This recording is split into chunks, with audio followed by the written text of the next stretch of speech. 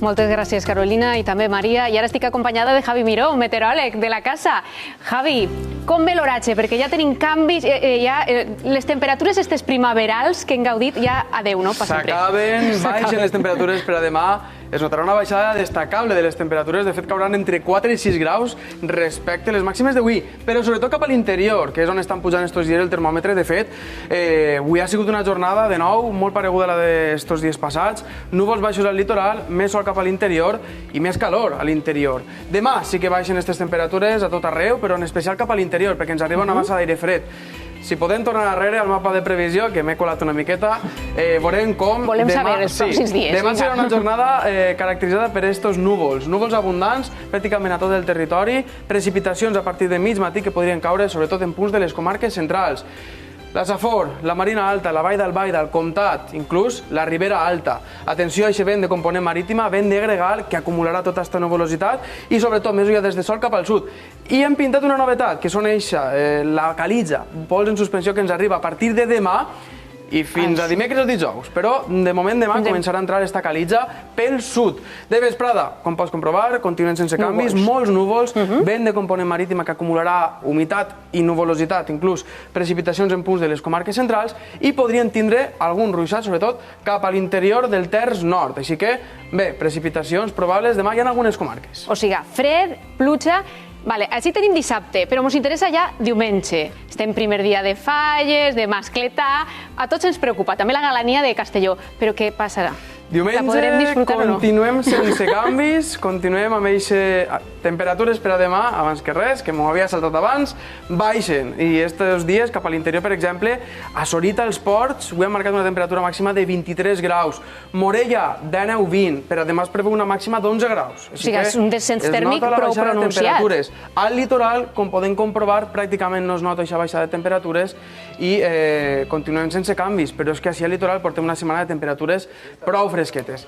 I ara sí, parlem de diumenge, de dilluns i de dimarts. Tenia moltes ganes. I així veuen com de cara a diumenge continuaríem pràcticament sense canvis, encara precipitacions probables en punts de les comarques centrals. Continuem amb este flux de vent de gregal que acumularà humitat, nuvolositat a bona part del nostre territori amb probabilitat de precipitacions. I calitza ja prou abundant de cara a diumenge. Dilluns, hem pintat més calitza inclús per a que es noti en el mapa la quantitat, la concentració de calitza, de pols i suspensió que ens arriba des del sud. I esos núvols, veritat, taronxeta, és esa calitza. Exacte, sí. El que caiga de pluja serà acompanyat de fang, així que bé, no vaig a ser jo qui diga res, però... O sigui, rentar el cotxe este cada setmana, no. Este cada setmana no, de cada setmana que ve. Anem a esperar-se. Encara continuarem amb precipitacions. És novetat en estos dies, en este mes de ja març, esa calitza, és habitual o no? És habitual, sol ser una època, unes dates de l'any en què es mescla molt l'atmosfera, considerem, té moltes pujades, moltes baixades, i en esta pujada que ens afecta durant aquestes pròximes jornades ens arriba esta calitza. I de cara a dimarts, atenció, perquè pintem inclús més precipitació, ja veurem, però bé, de cara a diumenge. Ens interessa la primera mascleta, almenys si la podem disfrutar en ganes, què anem, en mànega curta, no, bueno, 17 graus, així no sé si aniria bé. No, jo per anar a la primera mascleta em posaria una jaqueteta per si de cas, m'emportaria un paraigua per si de cas, però el podem aprofitar si no plou per al sol, així que és el primer sol de falles que no es pille per sorpresa i protecció solar. Inestabilitat seria la... No, inestabilitat no. La inestabilitat arribaria sobretot de cara a dimarts i en avant, perquè els dies, els mapes d'avui, he estat fent la previsió meteorològica, que això ho fem nosaltres, posem nosaltres els simbolets i ens quedem així a dimarts, però este mapa ens indica l'anomalia de precipitació per a la setmana vinent, del 2 al 9 de març, de dilluns a dilluns.